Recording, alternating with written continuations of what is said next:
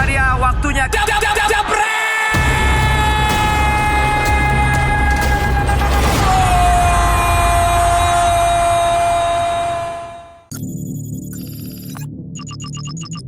Halo Jebret Team, balik lagi di Jebret Talks. Kalau kemarin kita udah ngobrolin tentang pengamat perilaku ya. Seorang Ben Kasyafani ternyata bukan cuma aktor, presenter, MC, entrepreneur, tapi juga ternyata seorang behavior analyst. Ya kurang lebih mirip sama gua kalau dilihat dari obrolan-obrolan kita. Kalian yang belum sempat nonton silahkan nonton di Jebret Talks sebelumnya. Dan kali ini kita akan ngobrol-ngobrol dengan seseorang yang juga entrepreneurnya sama juga sama kayak Ben Kasyafani, tapi dia juga ternyata lecturer kalau di internet ya. Dia ternyata dosen juga dan dia sekarang juga menjabat sebagai ketua umum Korfbol yang nanti kita akan bahas. Dan dia sebelumnya juga menjadi benar satu dari manajemen PSIM Yogyakarta. Nanti kita akan bahas juga bagaimana pengalamannya di PSIM Yogyakarta dan kenapa sekarang dia ada di studio ini. Ya, kita berikan tepuk tangan buat Rian Putra Utama, Bapak Ketua Umum Korfbol yang baru saja dilantik. Apa kabar, Bro?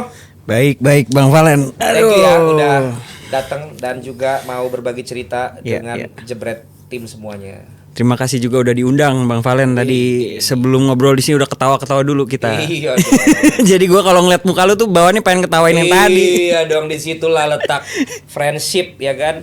Serius boleh, tapi sebenarnya kan jenaka ya kan. Tapi by the way ya, Jebret Tim, gue mau cerita dulu. Waktu itu gue kenal Rian itu sebenarnya waktu dia jadi tim manajemennya PSIM. Waktu itu masih zaman COVID. Terus akhirnya gue diwawancara sama beliau lewat Zoom, bercerita tentang bagaimana pengalaman gue sebagai presenter yang waktu itu masih presenter di Liga Indonesia. Dan waktu itu yang bridging sih Mbak Sutanto ya, siapa? Mbak Liana. Mbak Liana. Mbak Liana ya. Mbak Liana masih ya di. Mbak Liana masih. Mbak Liana sekarang malah menjabat sebagai CEO dari PSIM sekarang ini gitu. Oh, dia sekarang CEO dari PSIM. Sekarang CEO dari PSIM, Mbak Liana. Dulu CEO-nya lu ya? Bukan, bokap. Oh, dulu lu menjadi bagian dari manajemen aja? Ya, jadi dulu itu kebetulan karena PSIM itu dipegang sama keluarga kita, sama bokap pada saat itu. Jadi bokap siapa sebagai sih nama bokapnya? Pak Bambang Susanto. Jadi pada saat itu Pak Bambang Susanto sebagai salah satu dari owner majority juga dari PSIM Jogja. Nah kebetulan dikasih mandat juga nih Bang. Ya. Pada saat itu mah gue masih kuliah dokter gigi pada waktu itu. Oh, lu tuh dokter gigi? Nah ini gara-gara PSIM ini gue jadi keluar dari dokter gigi karena lu selesaiin? Nggak gue selesaiin. Jangan lu salahin PSIM dong. Enggak ya. Lu nya aja. Iya sih, emang guanya aja mungkin yang mager kali ya. Cuma gara-gara itu memang jadi lebih banyak motivasinya untuk berangkat Jakarta Jogja daripada waktu itu Bintaro Kiai Tapa gitu. Oke. Ya kan, karena kan kuliah di Kiai Tapa Bang. Kiai Tapa berarti universitas Grogol, Trisakti. Oh, Ya. lu sama Mas Haryo yang tadi. Oh dia juga Trisakti juga. Haryo. Wah, dulu yang megang Trisakti. Waduh, siap. Segala Abang. kebandelan dia udah coba itu dulu ya. Ya, jadinya karena kebetulan pada saat itu bokap pegang klub sepak bola dan memang dari dulu juga kan emang udah hobinya bola. Ya, jadi ada penyaluran minat lah sebenarnya di situ dan ikut bantu ngurusin.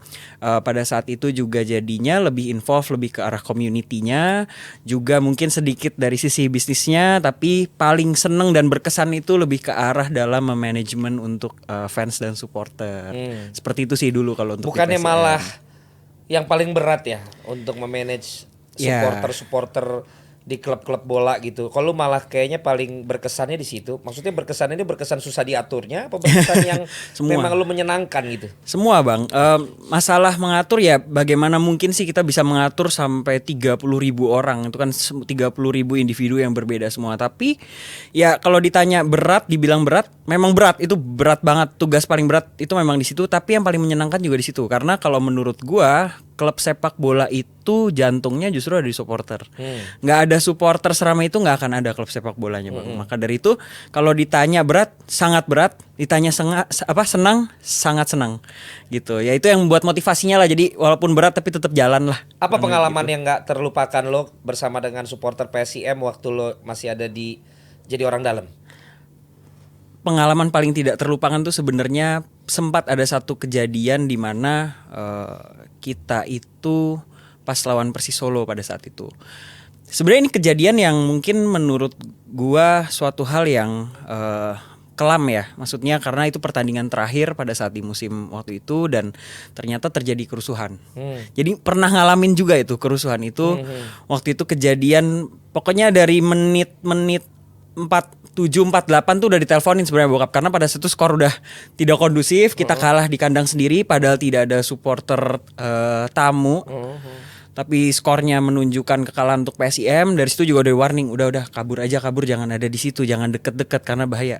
Tapi gue tetap mau ada di situ karena gue mau melihat dan gue percaya enggak lah dan ya ujungnya kejadian juga sebenarnya di situ bahwa supporter tumpah saat itu ke ke dalam lapangan sehingga ya terjadi kerusuhan sampai ada pembakaran dan lain sebagainya. Jadi itu salah satu yang menurut gue paling berkesan tapi menjadi sebuah sebenarnya ini jati diri bahwa ya memang mungkin mereka secinta itu sama klubnya.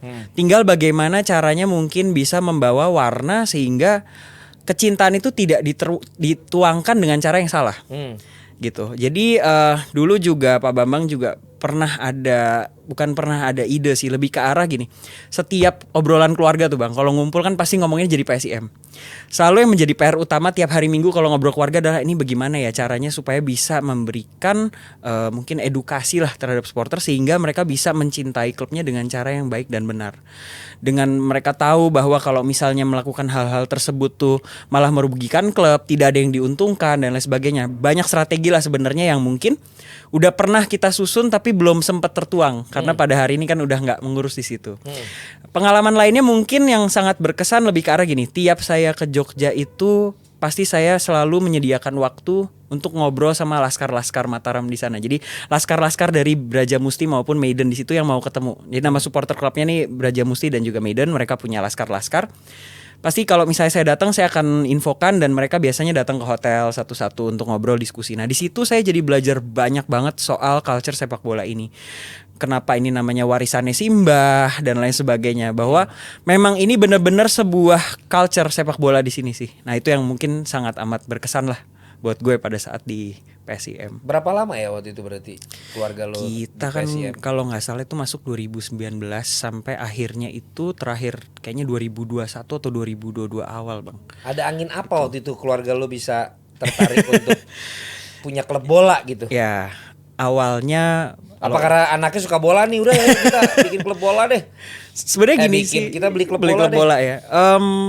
Pada awalnya Pak Bambang itu sebenarnya memang dia itu memang seorang pebisnis. Jadi kalau ditanya pada awalnya kenapa mau beli klub bola, karena melihat ya ada harapan di industri ini sebenarnya. Di dunia sepak bola ini ada harapan semenjak mungkin Bali United kalau kita lihat sebagai contoh bisa berhasil untuk menjadi klub yang profesional sampai akhirnya IPO. Ya. Nah di situ kita ngelihat ini kayaknya sebenarnya ada potensi nih di sini. Cuma memang pada saat itu kan masih transisi ya Bang. Ya. Nah maka dari itu kita kemudian coba memilih klub mana yang kita mau coba ambil untuk kita coba kembangkan. Pada akhirnya jatuh pilihannya memang ke PSIM Jogja karena kita lihat pada saat itu klub ini punya nilai sejarah yang sangat kental. Dia dari tahun 1929 dan salah satu dari founding fathers dari PSSI sendiri. Ada di itu ya? Ya. Apa tuh? Kalau ke sana kan? Ya, ada wismanya ya, wisma PSIM-nya ada bangunannya di mana itu tempat lahirnya PSSI di situ tuh. Nah, dan kita lihat ada value sejarah di situ. Lalu kedua, kita ngelihat supporternya sangat banyak dan sangat fanatik. Nah, di situ kita melihat bahwa oke, klub ini mungkin ada chance nih kalau misalnya kita mau coba kembangkan. Kita mau coba ibaratnya nih bawa ini ke arah yang lebih modern. Gitu. Nah, tapi lama-kelamaan karena makin lama pegang, makin lama kita ketemu dengan supporter, ngobrol, di mana bokap tuh dulu bener-bener turun langsung, menyapa supporter langsung. Itu dari yang awalnya mau bisnis jadi jatuh cinta Bang. Oke.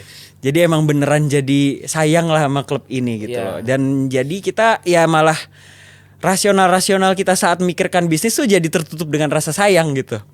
Nah, jadi mungkin itulah. Hitungannya udah mulai bukan hitung-hitungan jadi buyar. Bisnis ya. Iya, ada kalkulasi hati di situ jadi. Hati ya.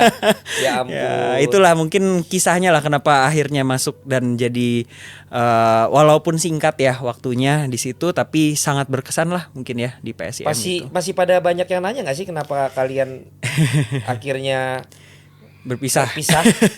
pastinya tiap hari itu isinya kalau di Instagram DM-nya adalah Pak Bambang kapan kembali, Pak Bambang kapan kembali. Cuma ya mungkin pada saat ini yang terbaik untuk PSIM ya dengan pengelolaan yang sekarang gitu. Dan kita juga mensupport lah, maksudnya dengan sekarang kan yang pegang pun juga nggak main-main lah kalibernya gitu ya. Harapannya kan harusnya mungkin dengan pengelolaan yang juga profesional harusnya bisa lah menembus cita-cita PSIM yang udah tertimbun lama lah, pengen menuju Liga 1 kan dari dulu itu.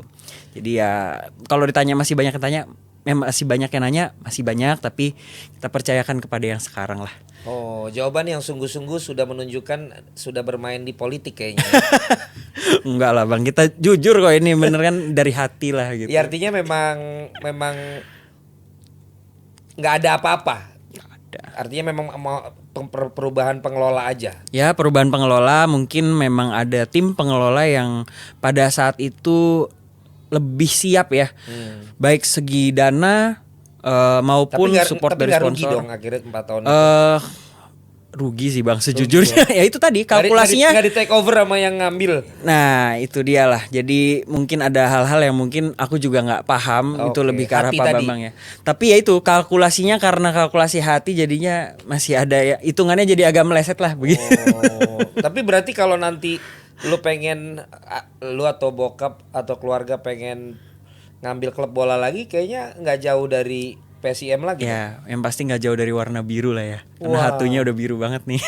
Berarti bisa Persib, bisa PSIS. Ya kalau ditanya mah harapannya pengennya pasti PSIM karena memang udah kadung jatuh cinta di situ. Walaupun kita keluarga juga bokap dari Semarang, tapi kadang kita ngerasa kayaknya kampungnya di Jogja dah. Gitu. Mungkin lebih sering ke Jogja daripada pulang ke Semarang kayaknya Bang sekarang gitu. Sampai segitunya ya. Ya. Tapi lu pas PSIM berarti zaman pemain-pemainnya siapa aja? Loko ya? Loko, Maitimo, termasuk Mas Witan juga. Klub pertamanya itu PSIM. Iya Witan ya. Ya itu pada saat itu memang Witan kayaknya udah mau berangkat, cuma kita tahan dulu, ntar dulu dah main sini dulu bantuin PSIM. Cuma ya ujung-ujungnya memang kita di situ juga belajar sih Bang. Maksudnya walaupun memang. Berarti kenal sama Mbak Eva dong? Kenal, Mbak Eva mah kenal banget. Mbak Eva makasih loh, aku dikirim lapis legit kemarin. Kemarin bareng-bareng di acara itu. Apa? Iya. Toranggas. Oke. Ya, jadi Mbak Eva kenal, banyak juga lah ada beberapa pemain yang lumayan terkenal juga ya di situ. Tapi ya mungkin yang sekarang masih aktif banget kan Witan ya, dan memang klub pertamanya profesional dia jadinya di sini. Tapi ya di situ jadi belajar juga sih Bang, bahwa kita udah jor-joran juga mungkin mendatangkan pemain tuh nggak ada yang instan juga sih. Memang kesalahannya pada saat itu kita datenginnya itu pas. Jadi kan ada tengah musimnya tuh Bang. Nah baru tengah musim tuh kita gila-gilaan. Pas mau playoff, pas mau babak ini. Iya bahkan sebelum ke situ. Itu masuk. Bahkan sampai nggak masuk playoff ya. Karena masih tengah musim, bener-bener baru setengah musim. Pada saat itu ya kita berasa oke nih harusnya masuk nih. Udah kita masukin aja semua nih pemain yang top-top nih. Sekarang nih kita rombak nih sesuai dengan keinginan coach pada saat itu. Ternyata ya nggak ada sesuatu yang instan sih. Emang harus berproses itu. Atau yang mungkin masuk ini harus ke yang lain gitu investnya, bukan cuman ke pemain. Abang yang lebih tahu lah mungkin. Oh kan, abang yang lebih tahu lah, lebih pengalaman mungkin lah. Investasi ke pemusatan latihan, ke sport science, betul. Pembinaan usia dini. Betul. Mungkin ya gitulah. itu. Ya mungkin ya. Abang yang lebih tahu kembali lagi lah. Kan abang kan sepak terjangnya lebih panjang nih di bola. Gitu. Saya kan cuma 2019 sampai 2021. Enggak, mungkin itu kali. Mungkin nggak bisa instan tuh cuma buat ke pemain. Betul. Mungkin harus ke yang lain. Betul. Ya kan, yang tadi kan. Jadi ya. Tapi lu nggak akan melupakan sepak bola dong? Enggak lah Bang. Bola memang lu masih udah. Punya ambisi di sepak bola? Masih punya kecintaan lah ya. Kita kalau bicara ambisi kan kesannya terlalu personal sekali. Cuma kalau kecintaan. Ya udah gue ganti. Lu masih punya ambi nggak ke sepak bola? Ya kalau dikasih kesempatan mungkin untuk boleh berkarya lagi di situ tidak kalau akan Ratu Tisa ditolak kontak lo gitu, lo mau nggak bantuin? Ya apapun yang bisa dibantu untuk sepak bola. Jawabannya benar-benar patriotik ya. Apapun untuk negara ini saya akan siap. Kan sering ngikutin abang lah. Patokan gitu. itu di cincin lah. Patokannya di cincin. Kalau cincin udah Garuda sama merah putih. Nah itu. Jangan ditanya. Orang nggak ditanya. Merah putih kalau gue ngeliat. Kalau lu sini lu putih merah Polandia dong. Masih komplain aja. Tapi ngomong-ngomong kan gue kenal lu di sepak bola tuh. Ya. Terus ujuk-ujuk lu pernah ngajakin gue jadi pembicara. Hmm. Itu apakah ada hubungannya karena lu ternyata dosen juga? Enggak sih Bang, kalau pembicara itu kan lebih ke arah ya. Karena gue memang kalau lu ngajak gue, lu mungkin nggak tahu gue memang profesional public speaker. Ya. Iya sih. Abang kemarin baru cerita sih sebenarnya. Saya malah baru tahu bahwa memang itu ada sisi profesional di situ. Cuma pada saat jadi pembicara itu kan memang kalau gue pribadi lebih ke melihat walaupun abang mungkin udah nggak aktif pada saat itu di sepak bola, tapi ya bagaimanapun abang tetap tokoh lah kalau menurut gue. Makanya pada saat itu ya kita merasa bahwa kayaknya abang nih termasuk tokoh yang memang revolusioner juga lah di industri ini. Wah, kayaknya gitu. saya siap jadi DPD nih tahun ini sama kayak Komeng. Saya kalau udah tokoh. Fotonya aja bang tinggal diatur bang. Oh iya dong. Nah itu. Oh lo tapi gue baca lu ini bener gak? Lu dosen atau apa sih? Dosen. Jadi kemarin Lu kan tuh dokter gigi. ya, jadi lumayan belibet lah ceritanya gitu kan bang. Jadi memang awalnya tuh dokter gigi, cuma karena tadi lah ini karena Pak Bambang beli PSIM sehingga saya jadi malas. Nggak sini nyalain bokap doang sebenarnya gitu kan. Emang awalnya secara passion nggak inilah mungkin nggak di sana gitu kan. Cuma kan namanya kita mau jadi anak yang nurut. Ini Pak Bambang yang punya Bimantara ya? Pak Bambang Triatmojo. Bukan dong. Aduh, abang ini. Pak Bambang ini di bidang saham ya? Ya, jadi kalau Pak Bambang itu memang kita di sekuritas ya, Bang ya. Sekuritas ya. Betul. Jadi memang Mirip-mirip Peter Tanuri gitu. ya satu industri lah. Ini seniornya Peter Tanuri. Enggak lah Bang, kalau senior enggak lah. Kita dulu malah bokap sempat bareng sama Pak Peter di Trimegah, habis itu baru punya sekuritas sendiri lah. Oh gitu. Gitu. Pak Peter. Pak Peter, best friend. Best friend. Saya juga sekarang Siap. best friend sama Pak Bambang. Saya best friend semua sekarang. Ya kan? Oh, terus karena akhirnya ngambil PSIM. Ya jadinya kan kita putus kuliah lah gitu kan. Ya Enggak lah, ampun. mendeokan diri lah pada saat Mendeokan itu. diri, padahal emang males. Iya padahal emang males. Cuma kan pada saat itu tetap mau ambil di dokter gigi kan karena disuruh sama bokap selesain dulu lah paling enggak lu sampai sarjana deh gitu kan. Begitu udah selesai, Pak udah selesai nih. Ya udah lu cobain dulu setahun koas. Oke. Pak udah setahun nih. Kalau Tetap ikuti. mau keluar. Akhirnya ya keluar walaupun dengan tidak manis lah gitu kan. Iya. Cuma intinya kan pada saat itu ngambil karena jadi anak yang nurut aja lah sama orang tua. I understand that. Nah, you understand that kan. Nah, Yes. habis itu kita pindah ke Been there done that. Nah, habis itu pindah ke Prastia Mulia. Oke. Prastia Mulia Di itu Simatupang, apa di ya, BSD? di Simatupang, Bang. BSD, Ambil kan? S2 kita. Kan malu juga sarjana kedokteran gigi mau ngapain gitu kan. Paling enggak ada S2-nya deh. Magister manajemen. Nah, itu yang Oke. yang disuruh kuliah dulu nyokap. Oh, kalau ini sekarang nyokap. Sekarang nyokap udah sini mama ini aja sekolahin dah Itu kamu. bokap. Ya, Tadi- bokap masih ngambek itu ceritanya. Ya, Bokap sekarang masih nih ngambek tuh. nyokap. Sekarang nyokap nih gitu kan. Terus habis itu udah sekolah di situ, kelar beres. Habis itu bikin media yang Win News itu. Cek guys. Di control room juga cek nih calon partnernya Jebret Media nih. Ya, amin. Win News. Win News Di di TikTok. TikTok. Kita di TikTok ada, di Instagram ada. Ya. Nah, mungkin Follower udah jutaan tuh. belum, Bang, belum. Gokil loh. 800.000, hampir 1 abis juta acara lah. ini 1 juta. Amin, amin. Nah, abis itu barulah mungkin karena ada Winus itu di UI itu ada prodi baru pada saat itu. Dia fokus soal produksi media. Nah, barulah saya ditawarin menjadi dosen di situ pada saat itu bareng sama Mas Raditya Dika juga. Ada Mbak Dian Sastro juga di situ. Ada sahabat saya juga Kenal partner. Dian Sastro dong. Kenalan sih belum. Oh, belum. belum nyampe mungkin levelnya Bang gitu kan. Firzi ada yang namanya Firzi. Firzi siapa Bang? Firzi Idris. Katanya itu di situ. Bareng juga ya. Iya. Nah mungkin nggak pas satu batch mungkin ya, karena itu kan ada beberapa batch tuh. Ada Mas Riri Riza juga kalau nggak salah di situ. Cuma memang pada saat itu saya cuma menyanggupi seminggu sekali aja dah. Saya bilang gitu. ngajar. Buat ngajar ya bolehlah buat ngisi-ngisi. Nah kebetulan karena saat itu saya udah S2. Awalnya kan mungkin mau sebagai dosen tamu nih, tapi karena udah kebetulan udah S2 ditawarin mau nggak Bang punya ini aja ada apa nomor induknya juga. Oh bisa gitu kan. Wah. Oh boleh. Oh ya udah deh monggo ya. Akhirnya pada saat itu jadi diakui sebagai dosen juga di UI. Gitulah kurang lebih kisahnya Mbak. Jadi sekarang dosen di UI. Ya tidak aktif lah sekarang, jadinya udah ngajar. Kemarin kan sempat sibuk toranggas kan. Jadi Sibuk toranggas. kita sibuk toranggas. Berarti lagi jadi- nunggu dong nih. Iya. Nunggu kabar selanjutnya. Ya nunggu berita baik aja lah kita kan gitu. Nunggu kursi ya. Ah, Enggak, kita mah nunggu pengumuman aja Oh, bang. nunggu Kita mah nunggu pengumuman. pengumuman gitu kan. Berarti lu S2 kebetulan dong ya? Ya kebetulan mah semua serba kebetulan lah. Semuanya kebetulan kayaknya lu.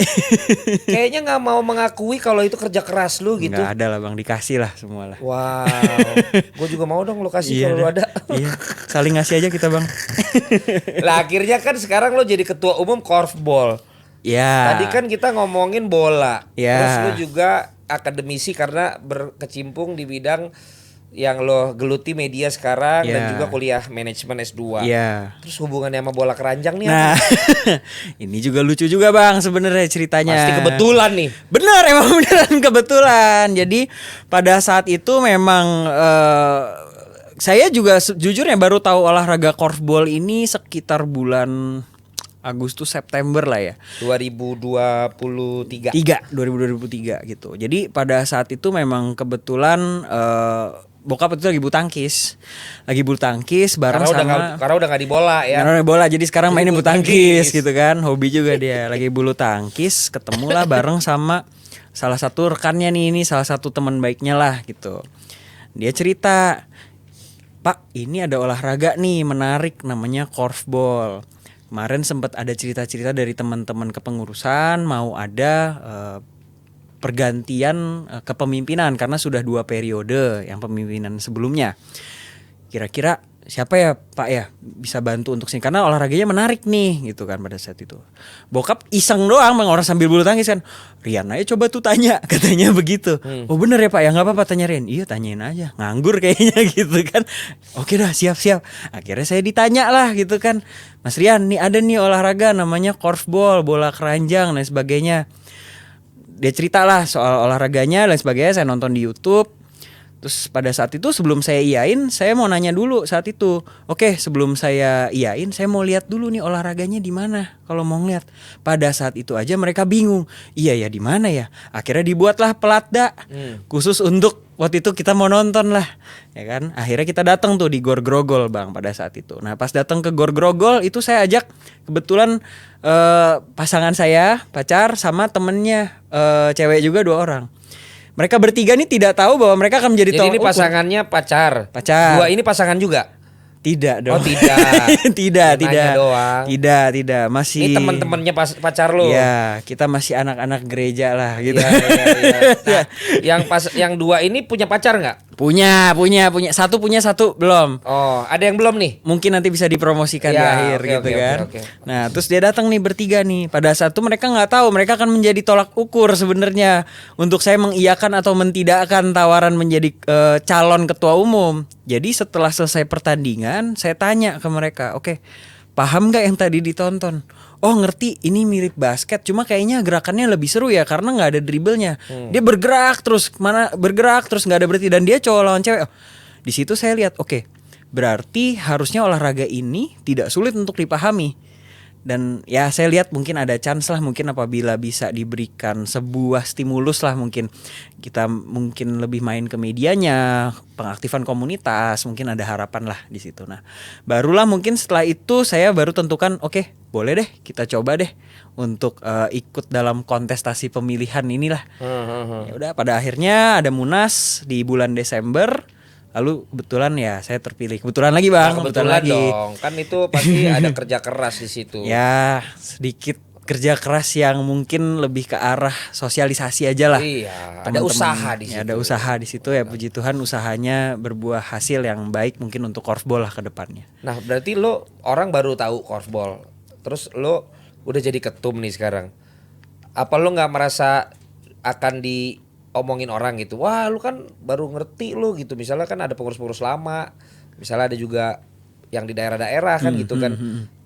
Yang terjadi sekarang apakah semuanya mendukung atau malah kayak ada yang wah gue ragu nih sama dia nih gitu atau gimana? Ya di dalam dinamika beginian kan pasti ada setuju nggak setuju bang. Cuma kan setiap ketemu pasti minta foto dan minta salam kan Oh, begitu. karena ketua Iya umum kan ya. pasti kan biasa begitu. Iya. Cuma kan kita nggak tahu isi hati orang bang, bener nggak? Benar. Semua yang menjadi ketua Itu kalau pasti. itu dulu gue punya slogan. Gimana jauh tuh? dibenci, dekat minta selfie. Nah, ya abang lebih pengalaman lah Ya. untuk hal itulah ya kan. Ya tapi menurut saya itu demokratis aja gitu. Tinggal bagaimana kan nantinya pekerjaan yang akan membuktikan kan bang. Kalau misalnya memang ternyata dengan kehadiran kepengurusan baru ini, puji Tuhan bisa bawa efek yang baik, ya harusnya akan berlanjut lagi. Tapi kalaupun tidak kan nanti akan ada mekanisme untuk berganti lagi. Berapa tahun itu? Kita setiap 4 tahun bang ada munas. 5 tahun. Gue sih orangnya belak-belakan aja Yan. Kalau gue lihat pengurus-pengurus ini kan selalu ada agenda. Ya. Nah, gue mau nanya sama lo sebagai sesama anak muda, sebagai sesama Gen Z kita ya. Gen Z. Gue ada generasi apa gue? Apa agenda lo gitu lo? Lo jujur aja deh. Ngapain coba lo jadi ketua gini? Pasti lo punya agenda lain ya. Atau emang lo bener-bener idealis gitu atau apa sebenarnya yang ada dalam agenda lo nih? Gue nggak bisa bilang gue orang korfball bang, karena udah jelas gue aja baru tahu olahraganya Agustus kemarin. Cuma gue lihat di sini, gue akan bisa ibaratnya menjadi sesuatu kalau misalnya gue bawa prestasi di situ. Prestasi itu mungkin menurut gue nggak perlu harus dalam bentuknya itu mungkin medali atau apapun.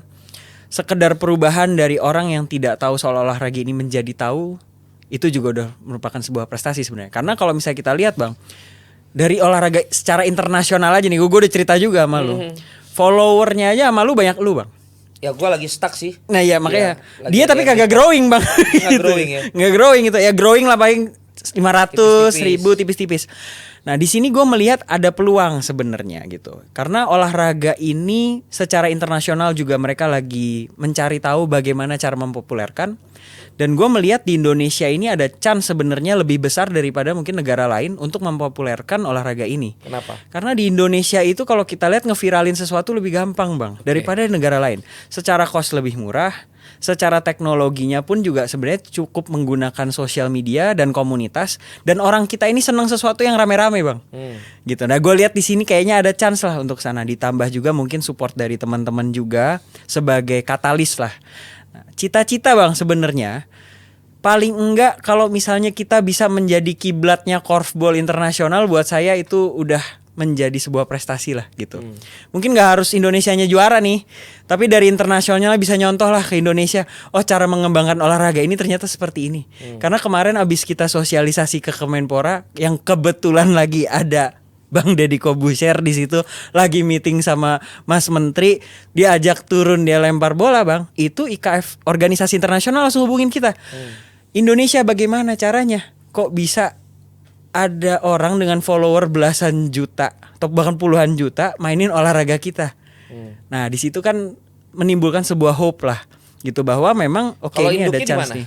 Induknya itu di Belanda. Jadi Belanda. olahraga Namanya apa dia? namanya IKF, International Korfball Federation. Oke. Jadi mereka ini dari Belanda bang, lahirnya tahun 1928.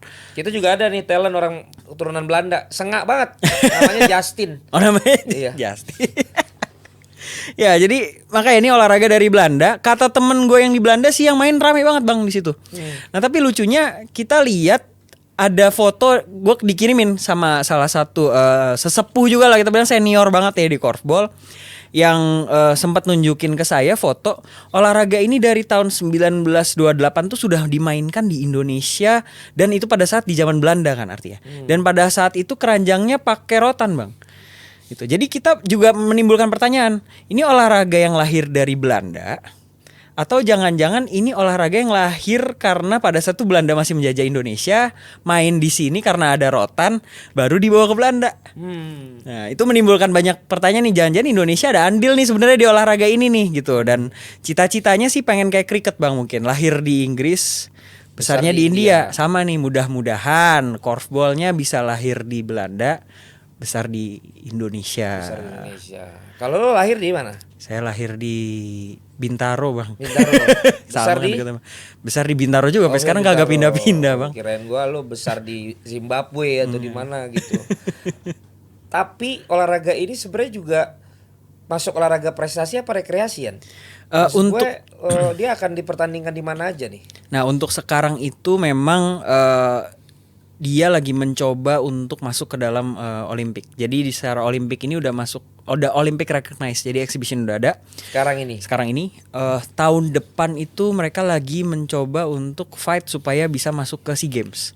Harapannya sih harusnya sih mudah-mudahan jadi nih masuk SEA Games ini. Thailand ya? Di Thailand. Jadi satu hal yang lumayan membanggakan nih Bang sebenarnya, dan ini juga hasil prestasi dari kepengurusan sebelumnya sih. Akhirnya korfball ini dipertandingan lagi di PON. Oh oke. Ya, jadi nanti kan mau ada PON di Aceh nih. Cuma mungkin untuk korfball mainnya di Sabang, Bang. Oke. Gitu. PON-nya di Aceh, Ya. mainnya di Jakarta Pusat, di Sabang. Hah?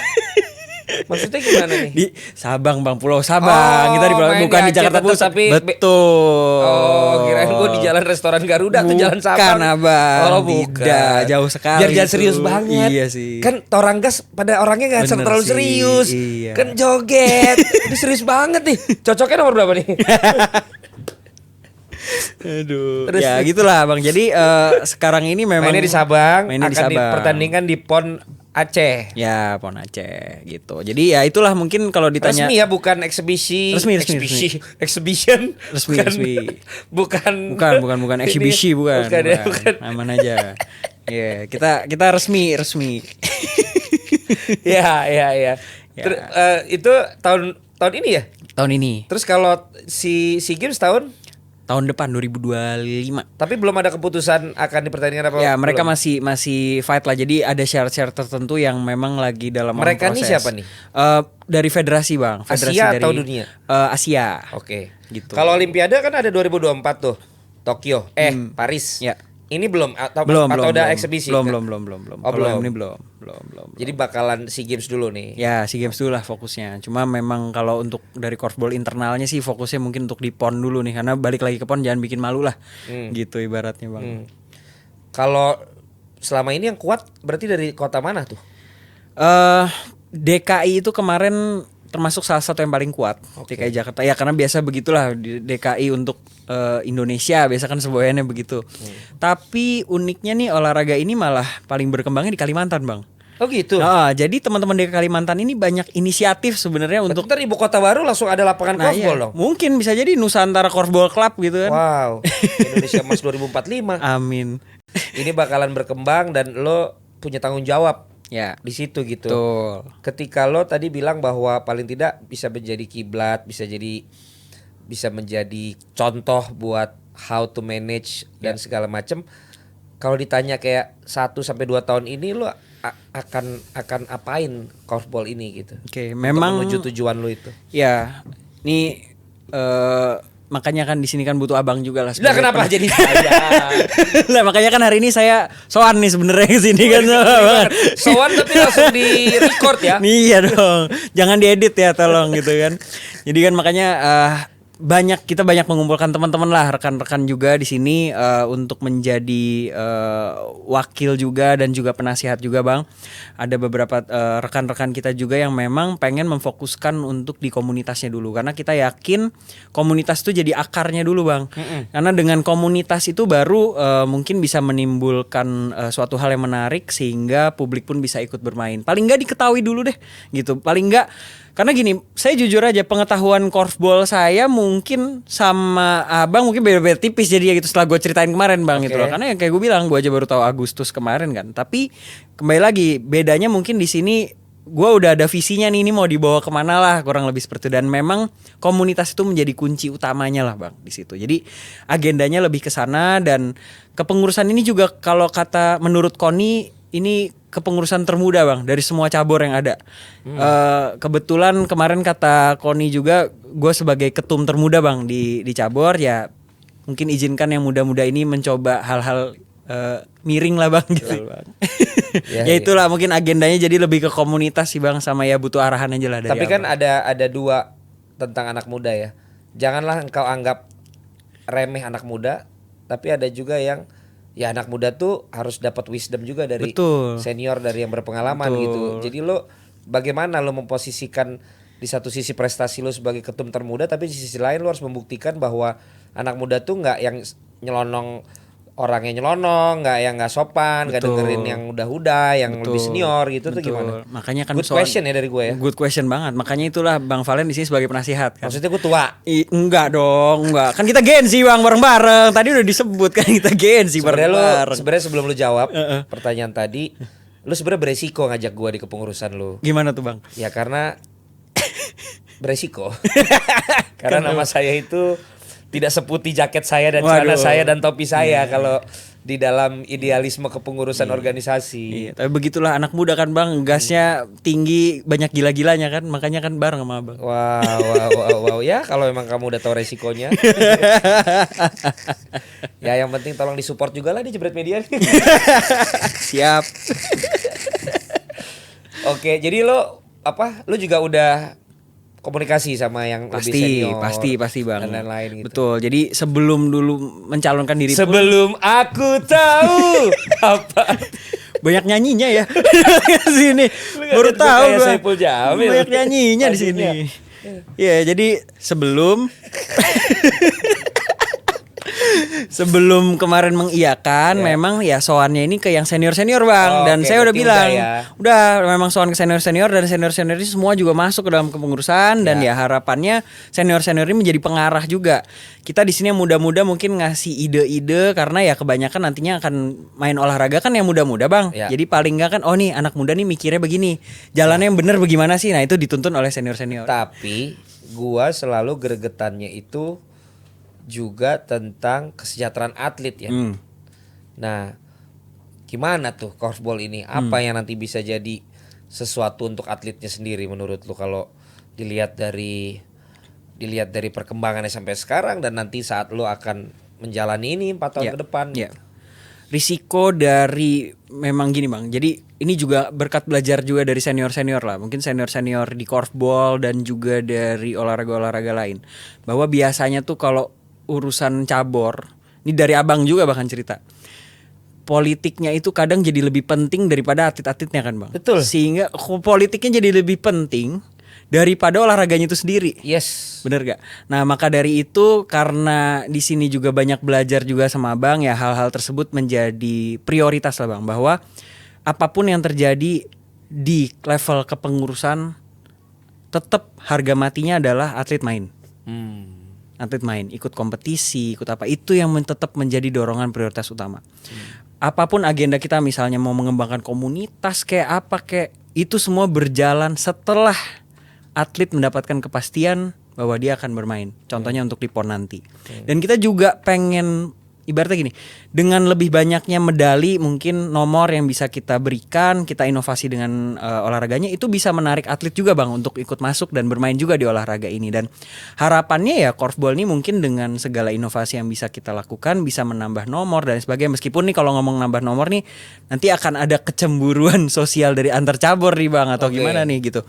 Tapi paling enggak kan motivasinya satu, biar atletnya punya banyak kesempatan dan banyak atlet yang mau masuk dan ikut berkontribusi di olahraga ini. Nah, sehingga ujungnya ya apapun yang terjadi yang menang adalah atlet-atletnya. Gitu sih Bang. Ya mudah-mudahan lo tetap komit dengan itu supaya ini kan tayangan ini akan ada terus. Betul. Gitu.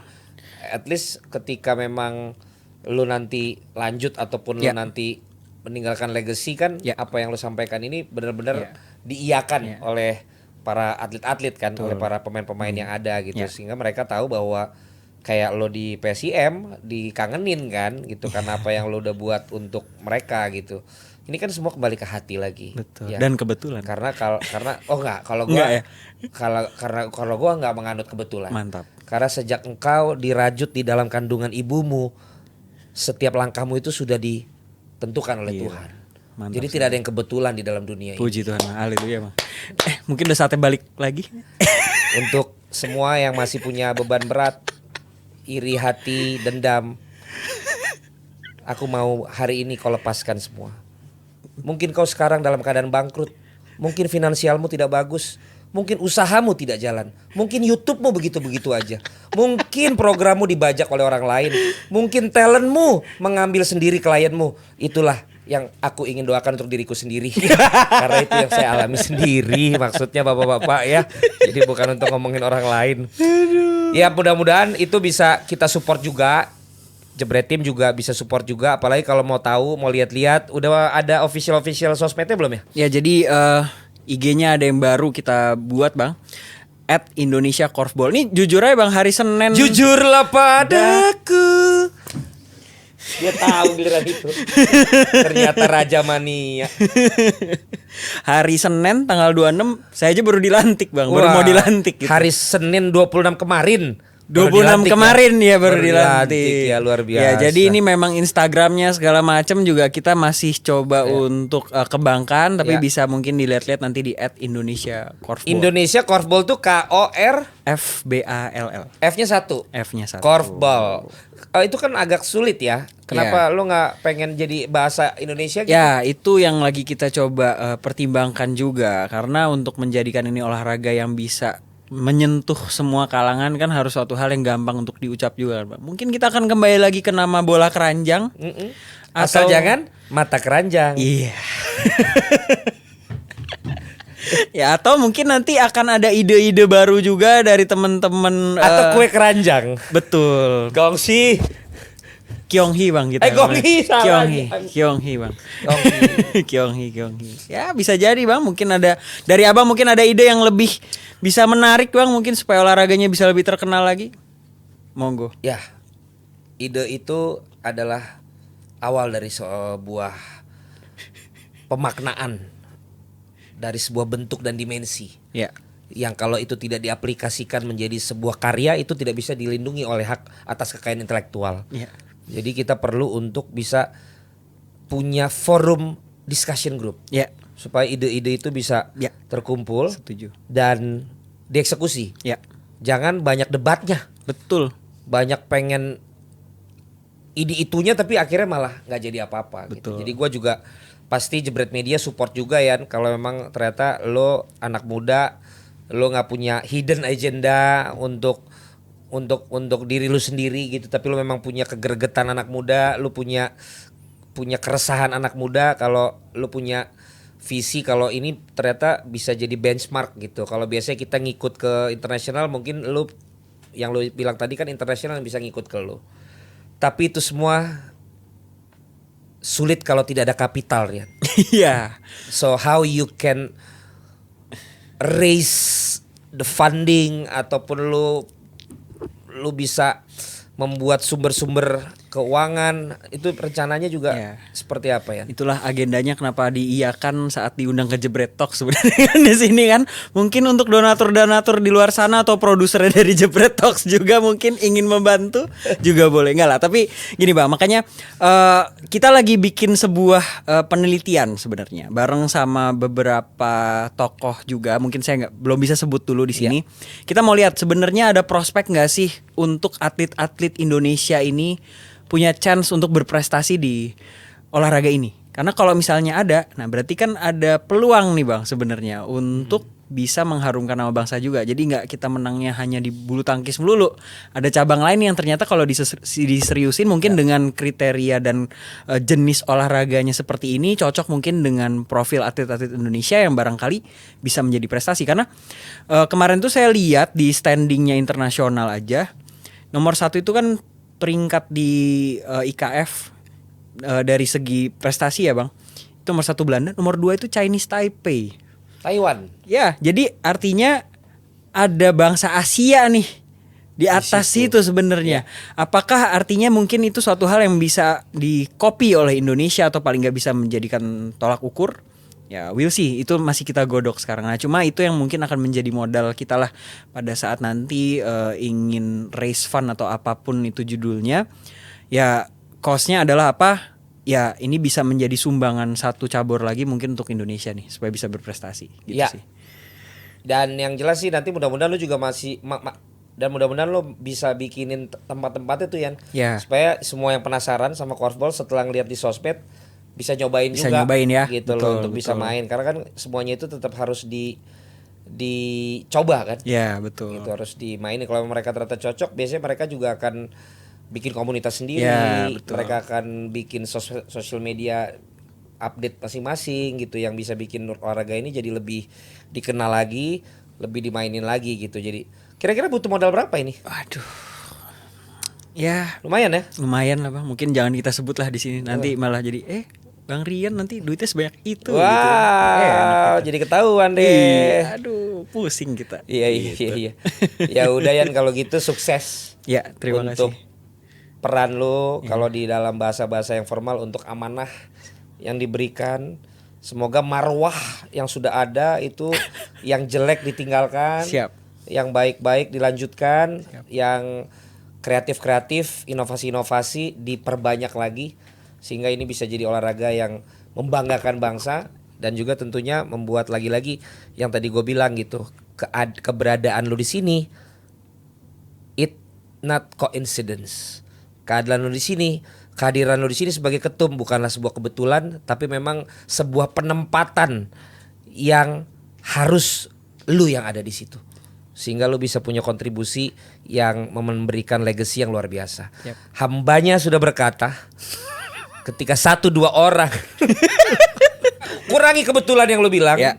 karena justru di posisi inilah ketika lu akhirnya bisa mendapatkan posisi ini, disinilah memang tempat di mana lu diberikan, ditempatkan, pasti di situ ada berkat yang bisa lu kasih di situ. Jadi bukan masalah kebetulan. Ya. Terus paling terakhir adalah